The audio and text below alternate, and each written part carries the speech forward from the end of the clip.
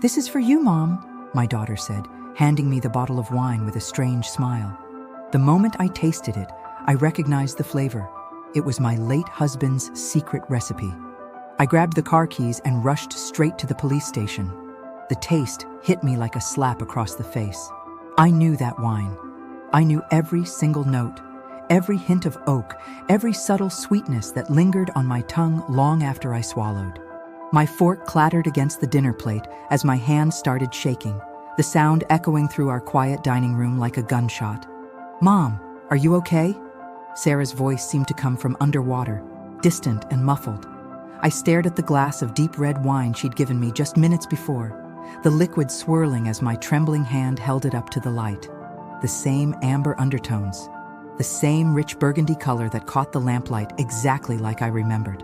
The same wine my husband David used to make in secret, down in our basement, the recipe he swore died with him 5 years ago. But here it was, in my glass, given to me by my own daughter like some casual gift from a local vineyard. "Where did you get this?" The words came out sharper than I intended, cutting through the warm atmosphere Sarah had tried to create with her surprise dinner visit. She'd shown up at my door 2 hours earlier with grocery bags and that familiar smile that reminded me so much of David, announcing she was making my favorite pasta and had brought something special to go with it. Sarah shifted in her chair, her fork pushing around the linguine she'd barely touched. "I told you already, Mom. There's this new place about an hour north. They specialize in small batch wines. The owner said this one was made with a really old family recipe." Her eyes didn't quite meet mine as she spoke, focusing instead on her plate, on the candles she'd lit, on anything but my face. I took another sip, and the familiar warmth spread through my chest, but not the good kind. This was the warmth of recognition, of memories flooding back so fast they made me dizzy. Sunday afternoons when David would disappear for hours, claiming he was organizing the basement. The way he'd come upstairs with dirt under his fingernails and that secretive smile playing at the corners of his mouth. How he'd produce a bottle during special occasions, never explaining where it came from, just pouring it with this quiet pride that made my heart swell. What was the name of this place? I set the glass down carefully, watching the wine settle into stillness. "Mom, why are you interrogating me?" "It's just wine. I thought you'd like it because it reminded me of the ones Dad used to bring out for anniversaries and birthdays. You always said his wine was the best you'd ever tasted." "That's exactly the problem," I wanted to scream. "This doesn't just remind me of David's wine. This is David's wine." But how could I explain that to Sarah without sounding completely insane? How could I tell her that her father had spent years perfecting a recipe that was supposedly unique? A blend he'd developed through trial and error in our basement, using techniques he'd learned from his grandfather, who died when David was barely 12. I stood up from the table, my napkin falling to the floor as I moved toward the window. Outside, the October evening was settling into darkness, the kind of crisp autumn night that used to make David restless, eager to check on his bottles, to test the progress of whatever batch he was nurturing in the cool basement air. "The name, Sarah. What was the name of the vineyard?" "Honestly, I don't remember. It was something Italian sounding. Villa something." "Mom, you're acting really strange. It's just wine. Just wine. If only it were that simple." I pressed my forehead against the cool glass, trying to organize my thoughts. Sarah had been 7 when David started his winemaking hobby. By the time she was old enough to pay attention, it had become such a normal part of our lives that she probably never questioned where he'd learned it or how he'd developed his techniques. She just knew Dad made excellent wine, and that was that. But I knew better. I'd been there for the early experiments, the batches that turned to vinegar, the nights he'd stay up reading about fermentation and sulfite levels and the proper storage temperature. I'd watched him evolve from an enthusiastic amateur to someone who could produce bottles that rival anything you'd find in Napa Valley. And through it all, he'd insisted his methods were his own creation, a combination of research and instinct that he'd never shared with anyone else. "I need to see the bottle," I said, turning back toward her. "What bottle?" "The one this came from, the original bottle." Sarah's laugh sounded forced, artificial. "Mom, I threw it away. It's probably already in the garbage truck by now." Why would I keep an empty wine bottle? Something cold settled in my stomach. Sarah never threw away wine bottles. She'd been collecting them since college, using them as vases and decoration pieces throughout her apartment. I'd helped her move just 6 months ago, and we'd carefully wrapped dozens of empty bottles she insisted on keeping for craft projects she never quite got around to starting. Sarah. I sat back down across from her, studying her face in the candlelight. I need you to be completely honest with me. Where did you really get this wine? For a moment, her composure cracked.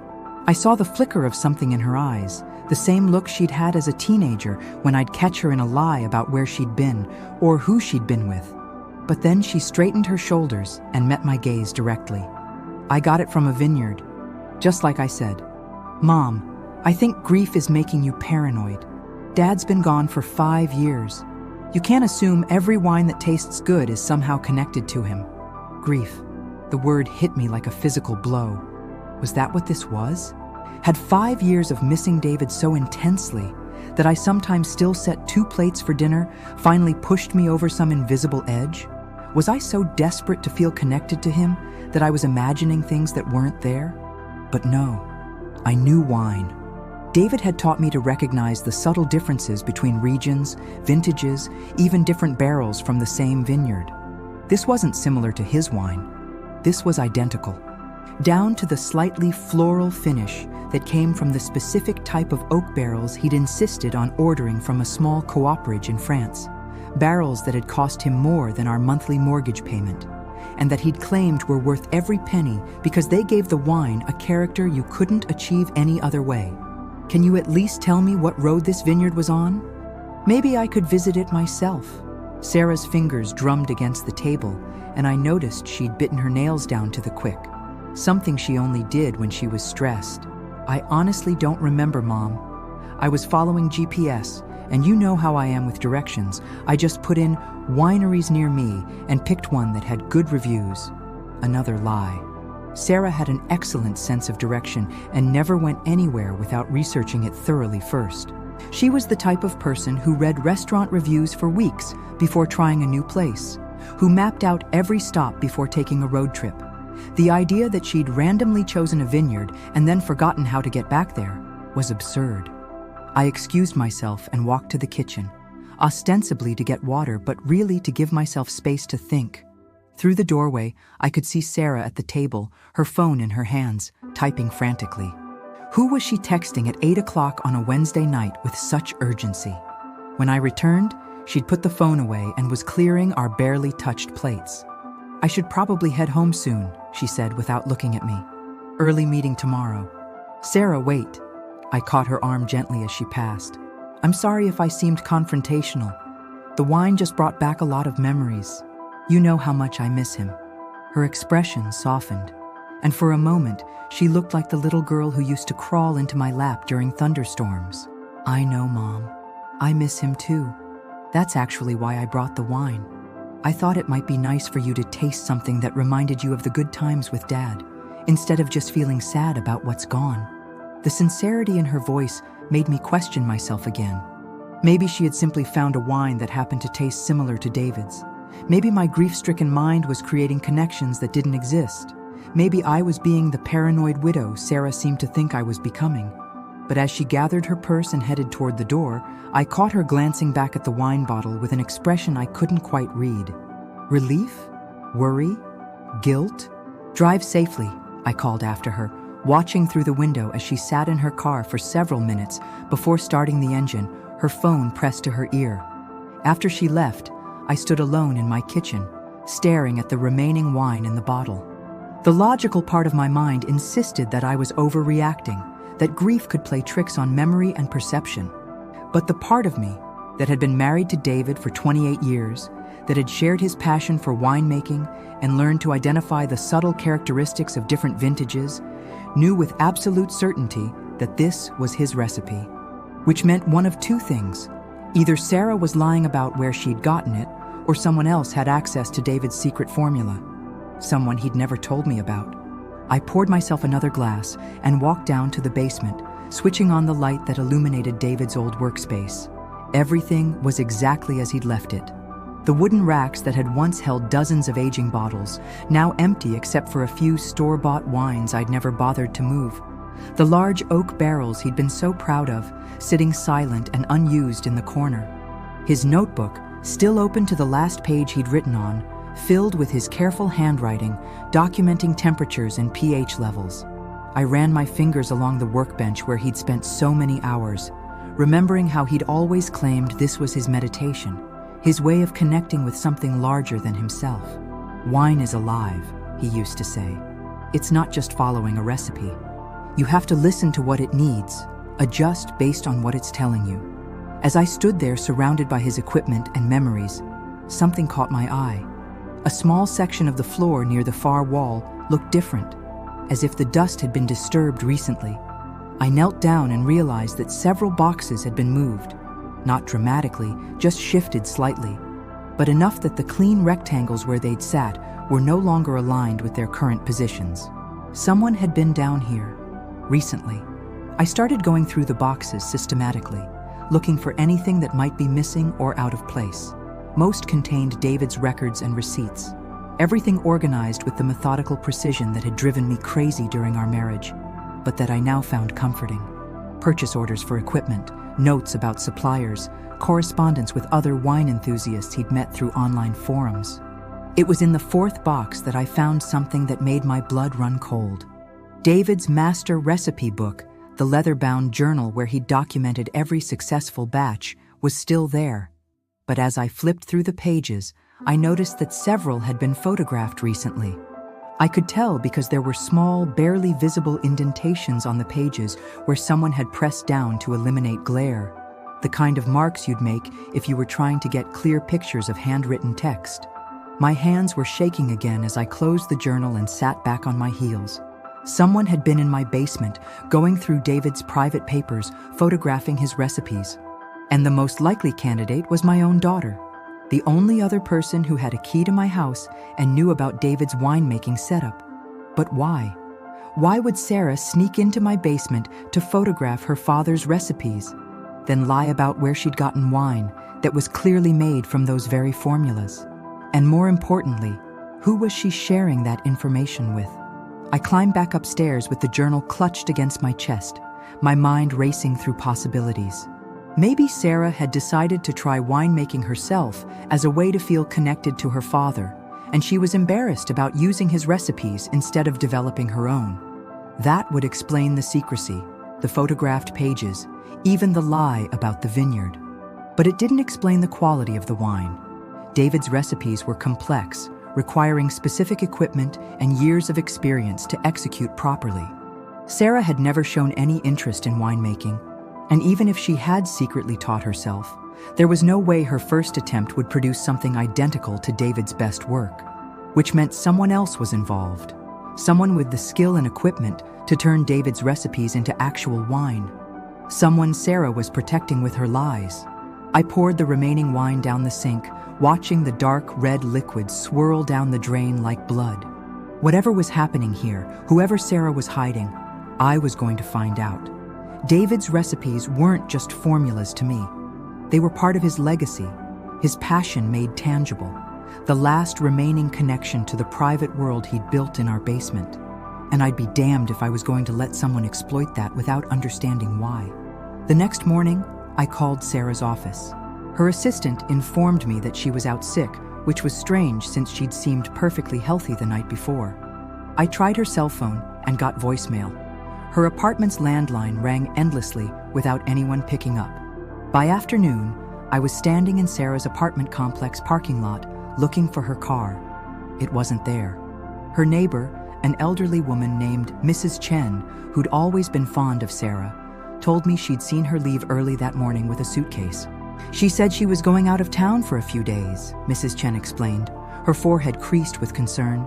But she seemed upset about something, not herself at all. I thanked Mrs. Chen and sat in my car for a long time, staring up at Sarah's dark windows. My daughter was running from something, or someone, and whatever it was connected to that wine and David's stolen recipes. The rational part of my mind suggested I was overreacting, that Sarah had probably just gone away for a long weekend and forgotten to mention it. But the instinct that had kept me safe through 47 years of life was screaming that something was very, very wrong. I drove home as the sun was setting, the same amber light that had illuminated David's wine just 24 hours earlier. As I pulled into my driveway, I noticed something that made my heart skip a beat. The basement light was on.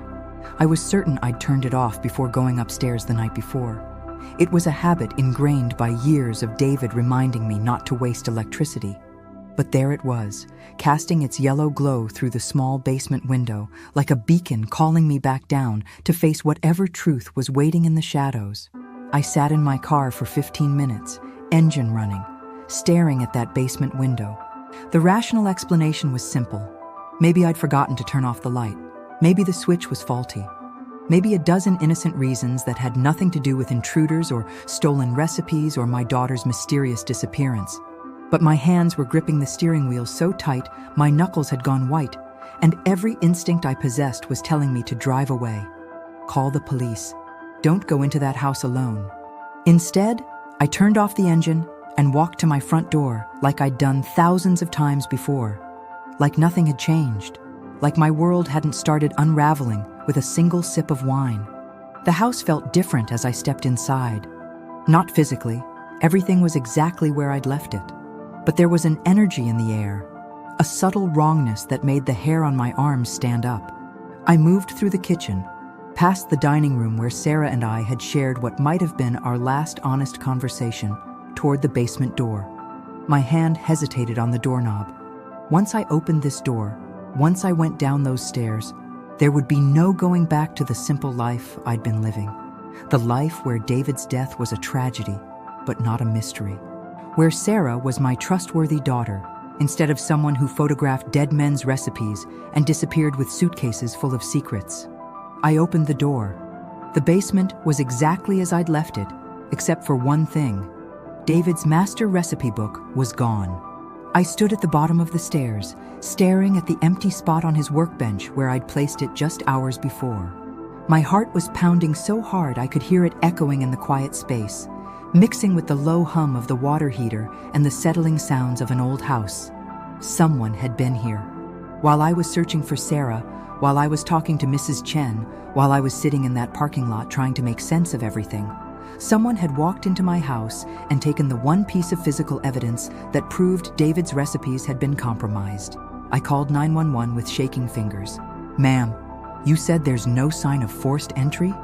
The police officer looked young enough to be Sarah's age, with kind eyes that suggested he was taking my concerns seriously, even though nothing appeared to be stolen, except for one old notebook. None. But I'm certain that book was there this morning. It contains my late husband's wine recipes. Very detailed, very specific formulations that took him years to develop. Officer Martinez wrote something in his notepad. "And you believe your daughter may have taken it?" The question hung in the air like an accusation. Believe Sarah had broken into my house? Believe my own child was stealing from me? 6 months ago, the idea would have been absurd. But 6 months ago, Sarah hadn't been lying to my face about mysterious vineyards and disappearing with suitcases in the middle of the night. I don't know what I believe anymore. He walked through the basement with me, documenting everything with his camera, dusting the workbench for fingerprints that we both knew would only show David's, mine, and probably Sarah's. After an hour of questions and forms and the peculiar violation of watching a stranger catalog my husband's private space, Officer Martinez handed me his card. "We'll file a report, but honestly, Mrs. Foster, without evidence of forced entry or significant property value, this is likely to be classified as a domestic dispute. If your daughter did take the notebook, your best bet is probably trying to work it out with her directly." After he left, I sat alone in David's basement, surrounded by the ghost of his passion. Everything else was still here. His equipment, his bottles, even his reading glasses sitting on the shelf where he'd left them 5 years ago. But the recipes, the heart of everything he'd built down here, were gone. I started searching more systematically than I had the night before, going through every box, every drawer, every corner where David might have hidden something important. He'd been a methodical man, someone who believed in backup plans and careful documentation. If these recipes were as valuable as they seemed to be, Surely he wouldn't have kept only one copy. It was nearly midnight when I found the hidden panel. I'd been moving boxes to check behind them when my hand brushed against a section of the wall that felt different. Not obviously different, just slightly raised, like someone had painted over a crack without quite smoothing it properly. When I pressed against it, it moved. The panel was about the size of a hardcover book, cleverly disguised to look like part of the basement's original wood paneling. Behind it was a shallow cavity containing a manila envelope, thick with papers and sealed with tape that had yellowed with age. My fingers trembled as I opened it. Inside were photocopies of all David's recipes, but not just the final versions. These were the complete evolution of each wine, showing every failed attempt, every adjustment, every breakthrough that had led to his perfected formulas. At the bottom of the stack was a letter in David's handwriting, addressed to me. "Margaret," it began, and I could almost hear his voice speaking the words. "If you're reading this, it means something has happened to me, and you've discovered my secret workspace. I know this must be confusing and probably upsetting, but I need you to understand why I kept certain things from you." I sank into David's old chair, the one he'd sit in for hours while his wine aged, and continued reading. The wine recipes aren't entirely my own creation. They belong to my grandfather, Giuseppe Rossini, who emigrated from Italy in 1923. He established a small vineyard in California before Prohibition forced him to destroy everything he'd built. But he saved the recipes, passing them down to my father, who passed them to me with the understanding that they were never to be shared outside our family. My hands started shaking again. David had never mentioned having Italian heritage. His last name was Foster, inherited from an adoptive family who'd taken him in when his parents died in a car accident when he was 12.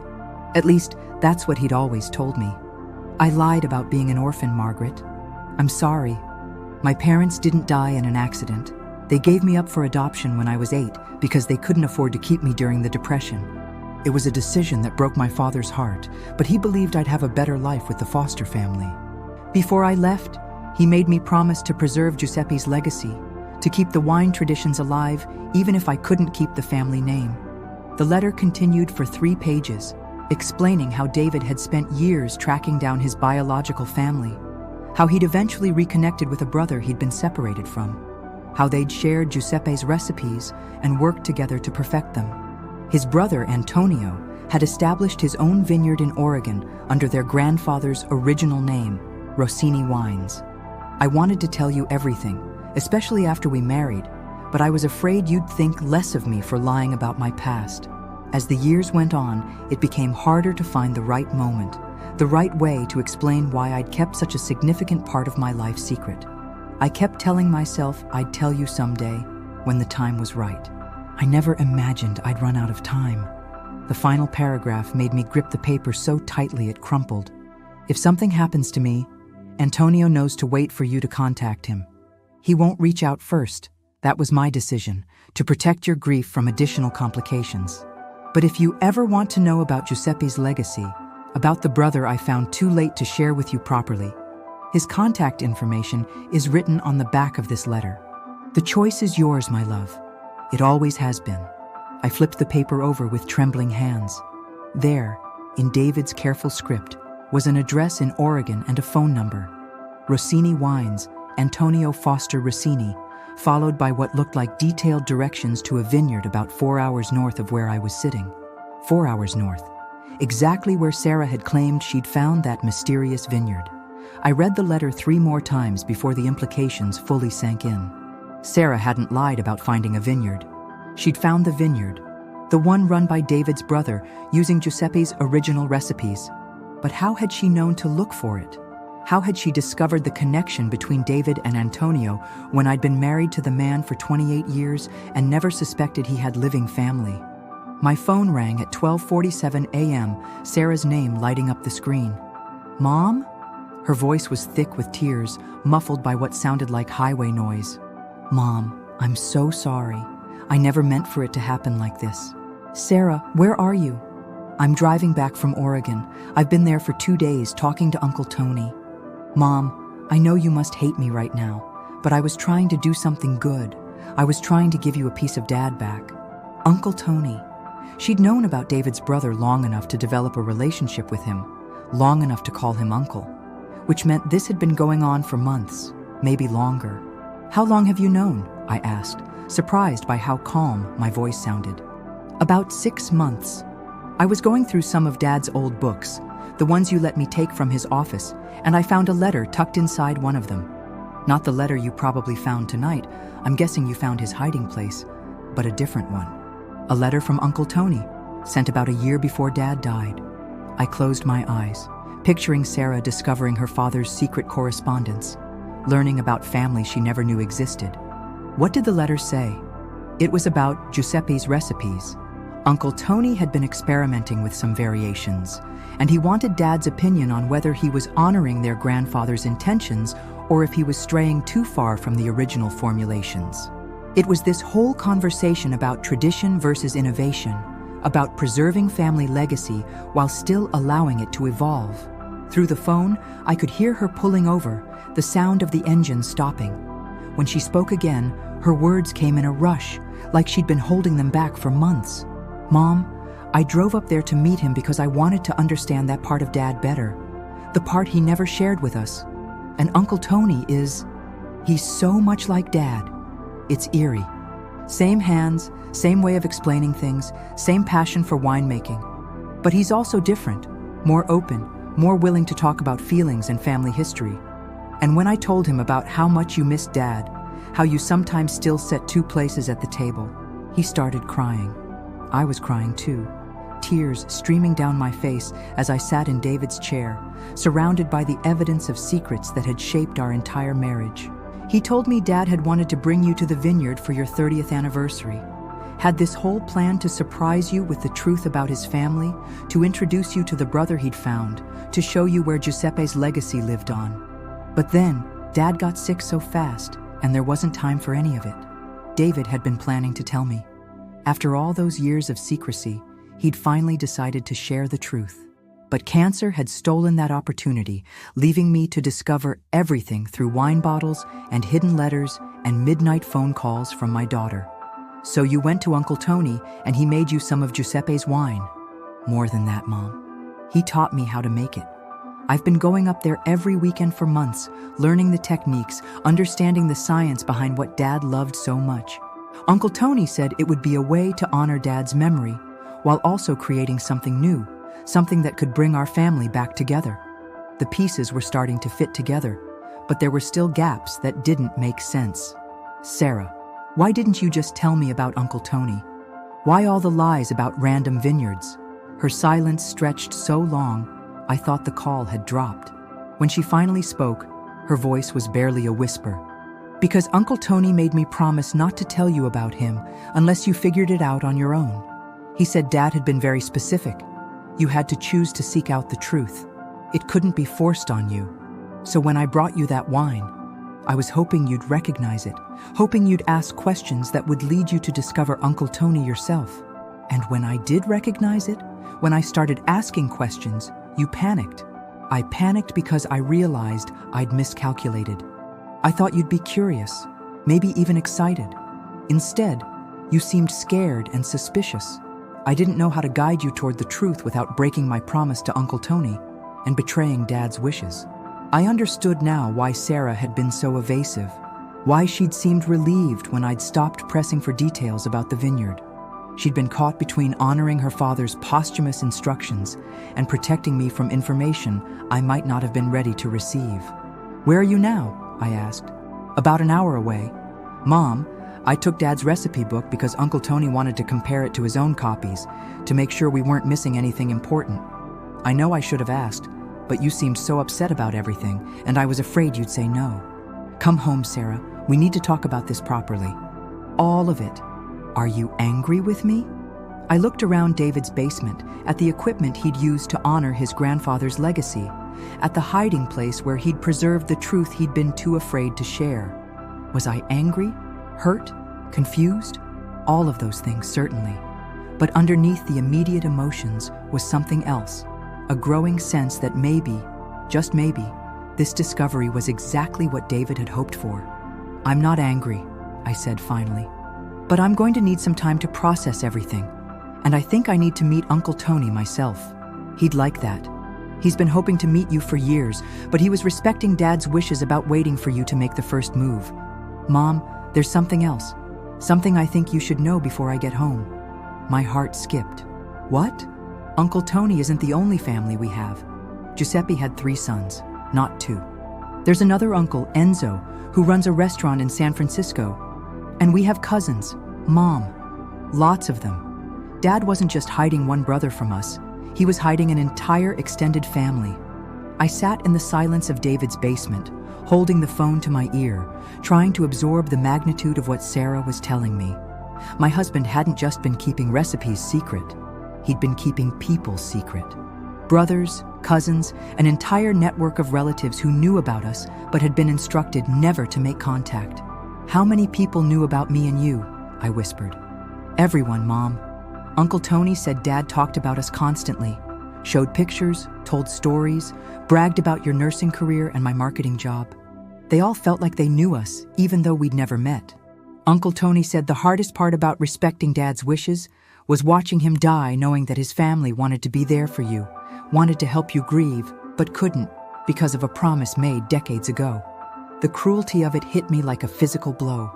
While I'd been mourning David alone, convinced I was the only one who truly understood my loss, there had been brothers and cousins and an entire vineyard full of people who'd loved him just as much. People who'd wanted to comfort me, to share memories, to help carry the weight of grief that had nearly crushed me in those first months after his death. "I'll be home in an hour," Sarah said. "We can figure out what to do next together."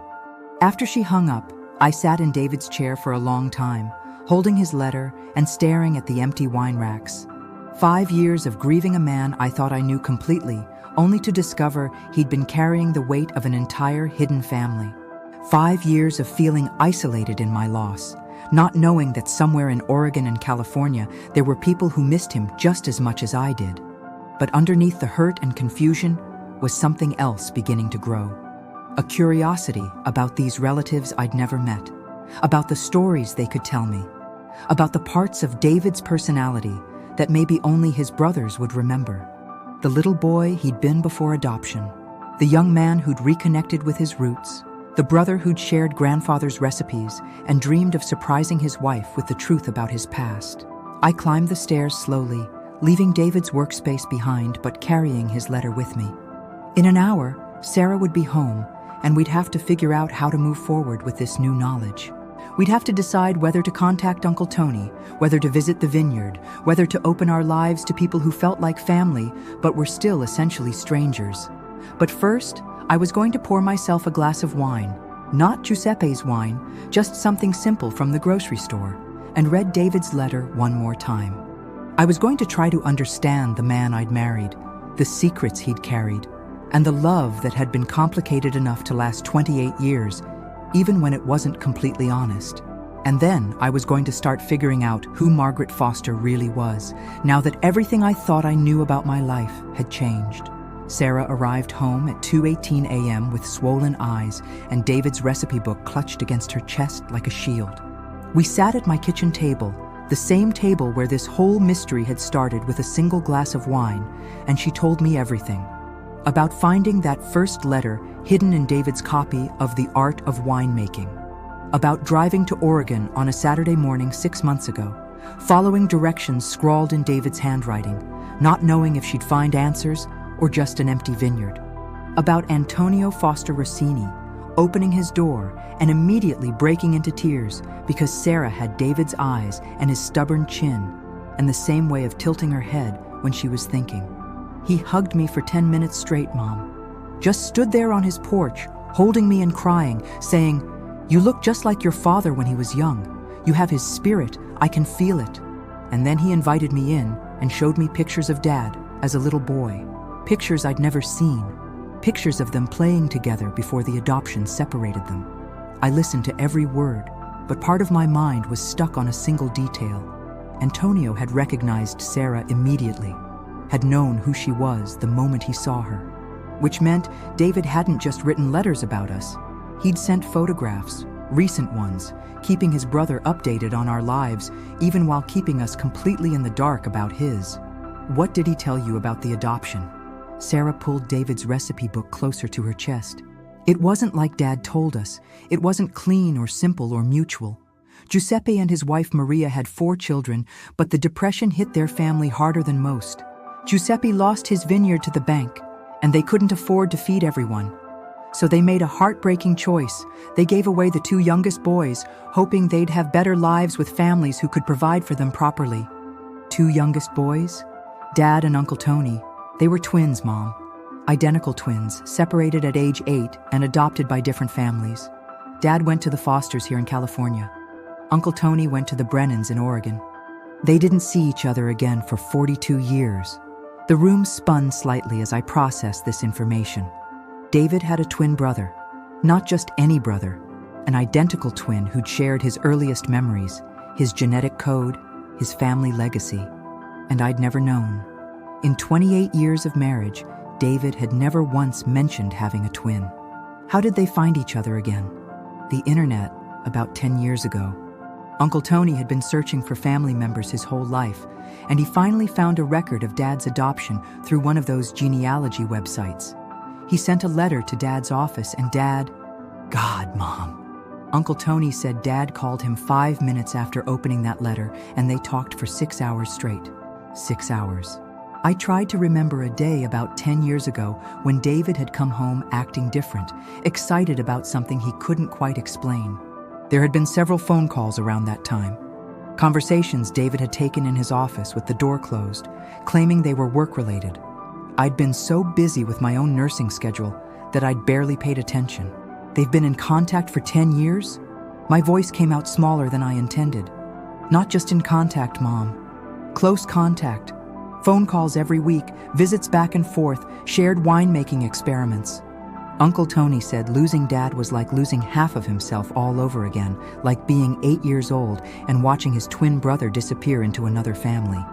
The betrayal hit me fresh and sharp. 10 years of secret phone calls, 10 years of visits I'd never known about. How many times had David claimed to be at conferences or visiting old friends when he was really reconnecting with the brother he'd never stopped missing? But beneath the hurt was something else, a growing understanding of why David had kept this secret. How do you tell your wife of 18 years that you've been lying about being an orphan? How do you explain that you found the family you'd always claimed was lost forever? How do you admit that part of you has been missing your whole adult life and you finally found it again? I want to meet him, I said suddenly. Sarah's face lit up with relief. Really? Uncle Tony's been hoping. He has so many stories about Dad, Mom. Stories from when they were kids, stories about Giuseppe and the original vineyard, stories about what Dad was like during those early phone calls when they were getting to know each other again. When can we go? Tomorrow, if you want. Uncle Tony said he's been waiting 5 years for this conversation, and he'll drop everything the moment you're ready. We drove north the next morning in Sarah's car, following the same route she'd taken dozens of times over the past 6 months. The October landscape was stunning. All golden hills and changing leaves. The kind of scenery David had always loved during our weekend drives. As we got closer to Oregon, I started recognizing the terrain from photographs David had taken during what I'd thought were solo hiking trips. He'd been here, multiple times, photographing the landscape around his brother's vineyard, probably planning how to eventually bring me here, how to reveal this whole hidden world he'd been protecting. There, Sarah pointed ahead to a rustic wooden sign reading, Rossini Wines, established 1923, reborn 2010. Below it, in smaller script, honoring Giuseppe's legacy.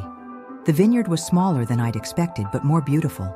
Rolling hills covered in neat rows of grapevines, a modest stone building that looked like it had been transported directly from Tuscany, and everywhere the sense of something carefully tended, lovingly maintained.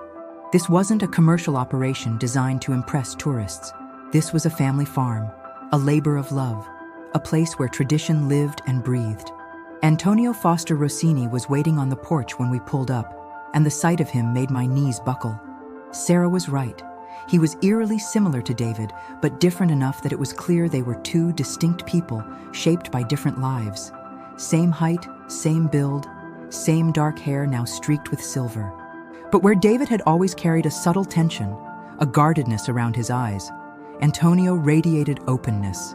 Where David had been careful with his words, Antonio's face showed every emotion as he watched me climb out of the car. Margaret. He said my name like a prayer, like something he'd been practicing for years. I can't tell you how long I've wanted to meet you. His voice was David's voice, with a slightly different accent, shaped by decades in Oregon instead of California. When he hugged me, he smelled like David too. Wine and sawdust, and something indefinably masculine that I'd thought was unique to my husband. Sarah's told me about the wine, I said when we separated. About Giuseppe's recipes. About everything David never told me. Antonio's eyes filled with tears. He wanted to tell you. Every conversation we had, he talked about wanting to share all of this with you. But he was terrified you'd feel betrayed by the deception. Terrified you'd see his secrecy as a lack of trust rather than an attempt to protect your feelings. Was I really so fragile that he couldn't trust me with the truth? Not fragile, precious. David worshipped you, Margaret. He used to say you were the first person who'd ever loved him without needing him to be someone different, someone more complete. He was afraid that revealing how much of his past he'd hidden would make you question whether you'd ever really known him at all. We walked through the vineyard together, Antonio explaining Giuseppe's techniques while Sarah hung back, letting us have space to navigate this delicate reunion. The vines were heavy with grapes ready for harvest, their purple clusters catching the afternoon sunlight like jewels. David helped plant some of these, Antonio said, stopping beside a section that looked slightly newer than the rest. 3 years ago, he came up for harvest season and worked alongside me for a week. Said it was the closest he'd ever felt to Giuseppe, working the land with his hands, understanding where the wine really comes from. I touched one of the grape clusters, imagining David's hands doing the same thing. What else did he help with? Everything. Pruning, harvesting, bottling. He said it was like meditation, like connecting with something larger than himself. And he was good at it, Margaret. Really good. Giuseppe's techniques lived in his blood, just like they live in mine. We spent the afternoon going through David's contributions to the vineyard, the sections he'd helped plan, the equipment he'd helped select, the refinements he'd made to Giuseppe's original recipes. Antonio showed me letters David had written, filled with observations about acidity levels and fermentation temperatures, but also personal reflections about finding his place in the world, about the joy of working alongside his twin brother after decades of separation. There's something else, Antonio said as the sun began to set. Something David left for you specifically. He led me to a small building behind the main house, unlocking it with a key he wore on a chain around his neck. Inside was a workshop that looked remarkably similar to David's basement setup, except everything here was newer, more refined. Clearly the workspace of someone who made wine for a living rather than as a hobby. In the center of the room sat a single wine barrel with a brass plate mounted on the front. The plate was engraved with David's handwriting. For Margaret, when you're ready to understand everything. He started this barrel the last time he visited, Antonio explained. Said it was going to be his masterpiece, the wine that would finally give him the courage to tell you about all of this. He used grapes from the section you saw earlier, the vines he'd helped plant. But he died before it was ready. My hands were shaking as I traced the letters of my name on the brass plate. It's been aging for 5 years. David's final batch, made with Giuseppe's techniques but influenced by everything he'd learned during his own winemaking journey. I've been monitoring it, adjusting the conditions, following the notes he left behind. It's ready now, if you want to try it. Antonio produced a wine thief, the long glass tube used to sample wine from barrels, and carefully extracted a small amount of the deep red liquid. He poured it into a glass and handed it to me with the reverence of someone presenting a sacred relic. The wine was extraordinary. All the complexity of the bottle Sarah had brought me, but deeper, richer, with layers of flavor that seemed to unfold with each sip. It tasted like David's love, made tangible, like 5 years of grief and longing and missing him distilled into something I could hold in my hands. There are 12 bottles worth in this barrel, Antonio said quietly. David's plan was to bottle it together, to share it with you during the dinner where he finally told you everything. Obviously, that didn't happen. But if you want, we could bottle it now.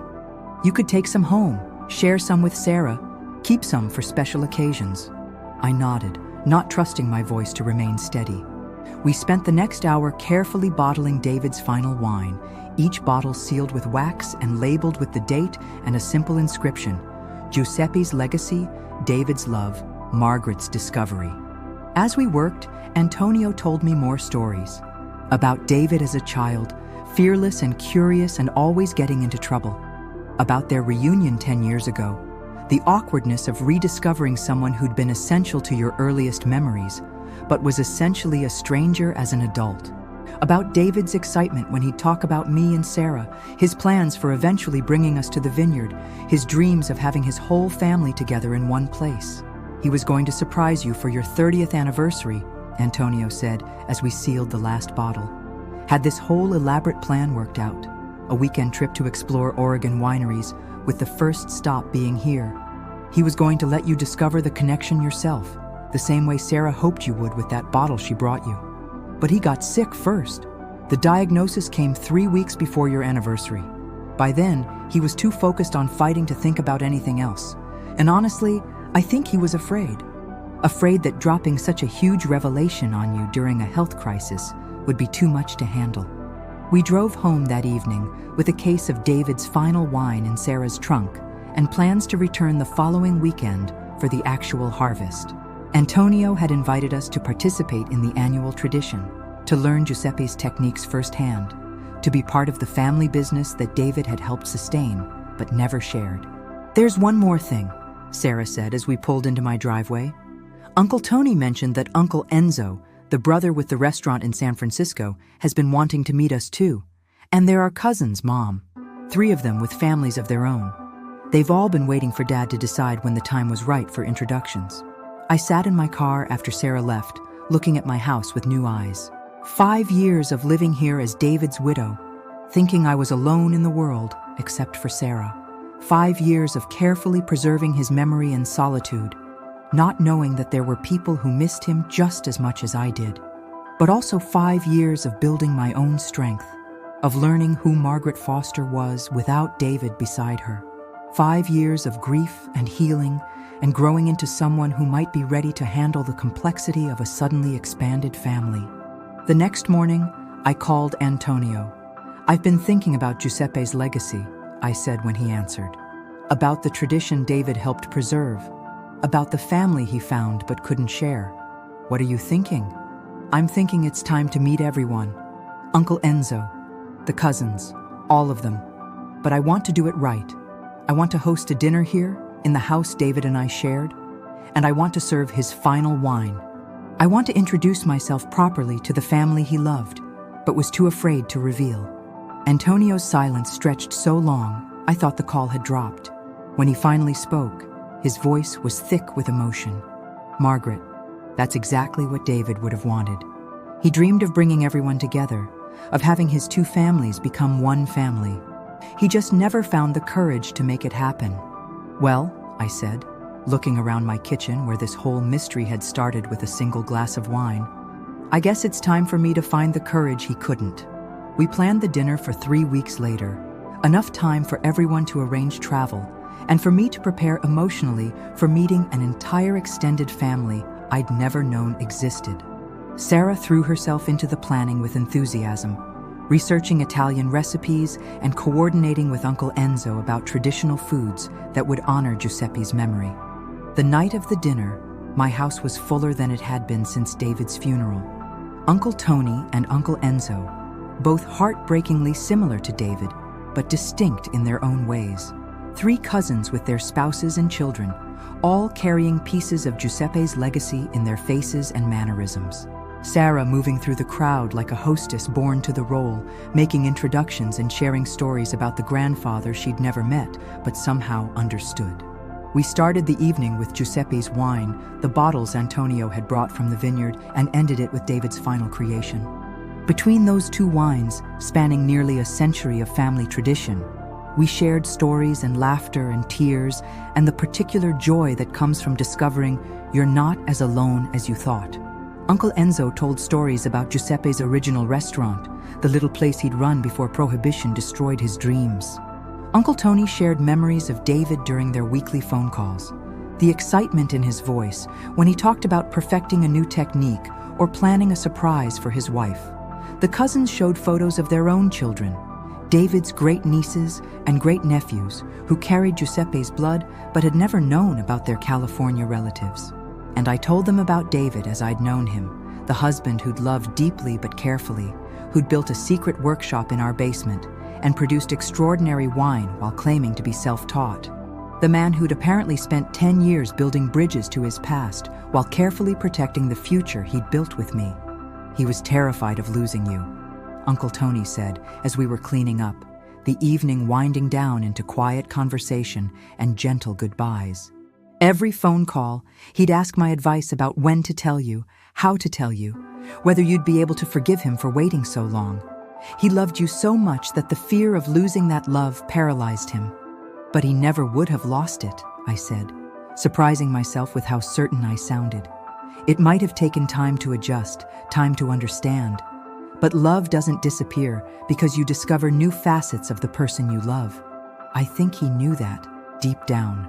I think that's why he kept making those bottles for you, why he wrote those letters, why he made all these plans for eventually revealing everything. He was building up courage, one vintage at a time. 6 months later, I sold my house and moved to Oregon. Not to live with Antonio, but to build my own small house on the edge of the vineyard, close enough to be part of the daily rhythm of winemaking, but independent enough to maintain my own identity. Sarah visits every other weekend, and we've established our own tradition of making wine together using Giuseppe's techniques and David's innovations. I've learned that grief doesn't disappear when you discover new aspects of the person you've lost. If anything, it becomes more complex, layered with gratitude for what you had and regret for what you never got to explore together. But it also becomes more manageable, shared among people who miss the same person for different reasons. David's secret wasn't a betrayal, I've come to understand. It was a gift wrapped in fear, a legacy preserved through decades of patient waiting. Giuseppe's wine techniques live on, not just in Antonio's vineyard, but in my hands now, in Sarah's growing expertise, in the bottles we create together each harvest season. And every time I taste wine made from Giuseppe's recipes, I taste David's love, complicated, protective, sometimes misguided, but absolutely genuine. I taste the fear of a man who'd been abandoned once and couldn't bear the thought of losing love again. I taste the hope of someone who spent 10 years building bridges between his past and his future, waiting for the right moment to reveal the whole truth about who he was. The right moment never came for David, but it came for me, carried in a bottle of wine that my daughter brought to dinner, preserved in letters hidden behind basement walls, nurtured in relationships that survived even death. Some secrets are worth keeping, others are worth discovering. The difference, I've learned, is love, the kind that transcends misunderstanding, spans generations, and tastes exactly like coming home.